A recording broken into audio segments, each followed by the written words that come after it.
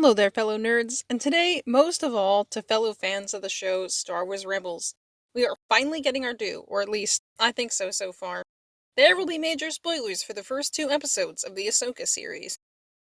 Also, I don't know if I sound weird, I'm sitting in my car on my lunch break, but let's get going! Part of why I didn't get this up sooner is that I spent the first 24 hours after the show was released rambling in my notebook trying to process it all.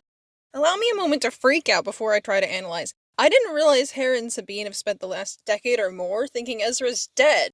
Probably silly not to have realized that. He did disappear into hyperspace in a broken ship with their number one enemy and no lightsaber, so they probably thought that even if he survived the trip, he could have just been shot. But I've been thinking about this for 5 years with two pieces of crucial information that the characters didn't have, which is one, Dave Filoni said almost immediately that both Ezra and Thrawn survived, and we also had the Rebels epilogue where Sabine says Ezra's still out there. But I guess I somehow mushed things around in my brain to make it like they knew all along that Ezra was still out there, like she always had hope or something like that. Granted, he sounds confident he's coming back.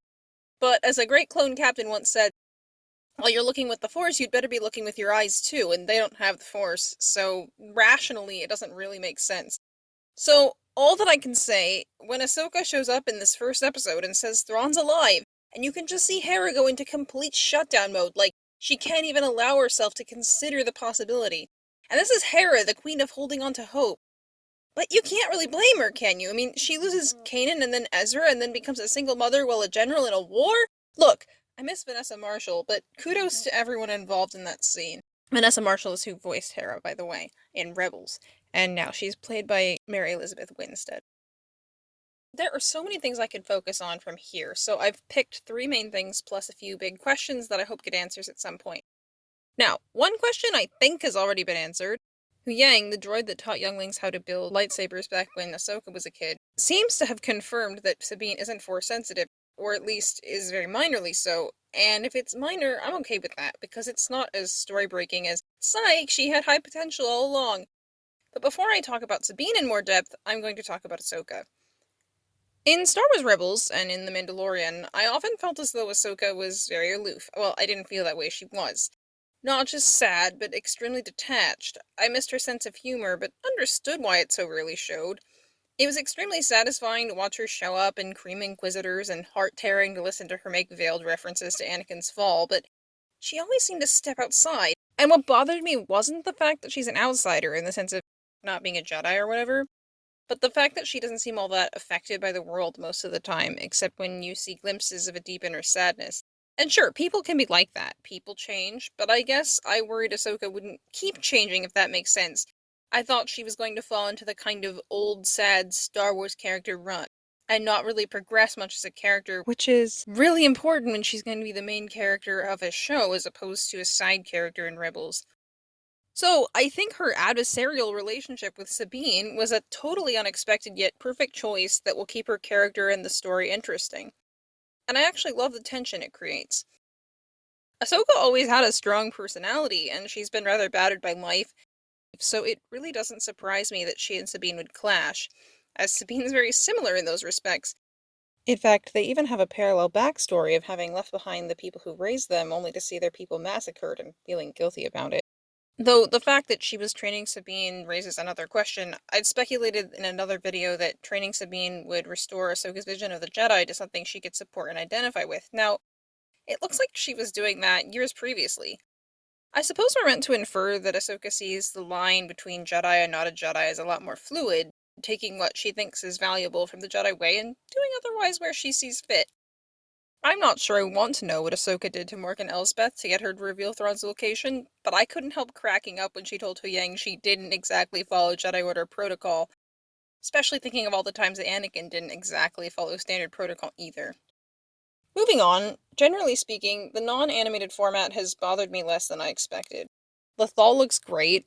I'm sad Tia Sircar isn't playing Sabine like she did in Rebels, partly because the actor herself was so invested in the story, but I have nothing against Natasha Liu Bordizzo, probably murdering her name, sorry, who plays her now. And visually, live-action Ahsoka looks better than ever, and I'd say that Rosario Dawson just keeps getting better at seeming Ahsoka-like.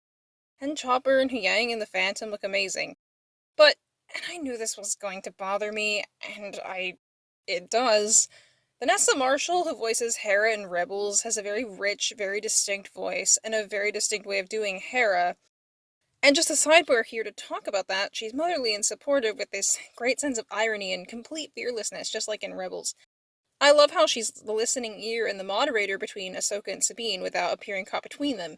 It's exactly the support role that Hera plays to Kanan when he's training Sabine earlier, except she's supporting both of them and trying to help them get along. This is exactly how she is in Rebels, the peacemaker who tells it like it is. Still, I'm sure Mary Elizabeth Winstead is doing her best, but I miss Vanessa Marshall. It's just odd how two-thirds of the characters are new actors and then some aren't. Like Steve Blum voicing Zeb in Mandalorian and Clancy Brown playing Ryder Zadi in these first two episodes. And before I wrap up, questions. 1. Where's Jason Sandula? I want the green child. And 2. Where's Morai? You know, Ahsoka's bird, who's apparently also the daughter of Mortis. 3. This isn't a really big question, but Dave ditched Ahsoka's Gandalf staff from the Rebels epilogue. Rip off! 4. What's the deal with Merrick, that Inquisitor? Of course, there's the it's Barris Offee theory, but doubt that'll pan out. Though Dave has hinted he'll do something with that at some point, so maybe. Is Balin's skull truly conflicted? That has potential to be fascinating, especially since we hear him talking about Anakin in the trailers. Let me know your thoughts. And lastly, I'm really curious what this looks like from a more outsider perspective, someone who hasn't seen Rebels. Does it hold your attention? I mean, as it stands, finding Ezra is also about finding Thrawn, and lots more people are familiar with Thrawn and understand that's a threat, besides just Rebels fans. And finding a Jedi to help deal with a big Imperial threat is just about the most basic Star Wars story concept you can find, so I guess that could work to get non-Rebels fan viewers invested in the search. Plus, there's a lot of new things being done with Ahsoka and Sabine's relationship, stuff that gets shown about their history for the benefit of all viewers, not just new ones. So that probably also helps, but I haven't personally talked to anyone yet who didn't see Rebels. So anyway, if there is anyone, I doubt there would be many people, but if there is anyone, I'd like to hear your opinions. And like Hare's reaction to the idea that Ezra might be alive, Sabine's comments about Ezra and the hologram he left her where he says, "You're like a sister to me," help establish the relationship he has at least with her, and that's crucial for getting invested in the plot. Yet, I still feel like there might be a feeling of missing something, so if there happens to be anyone watching this who has some insights, I'd love to know, especially as the story goes on and we presumably get closer to finding Ezra. Well, that's all for now. I'm personally very pleased so far, and I'm excited to see where it goes next. See you next week!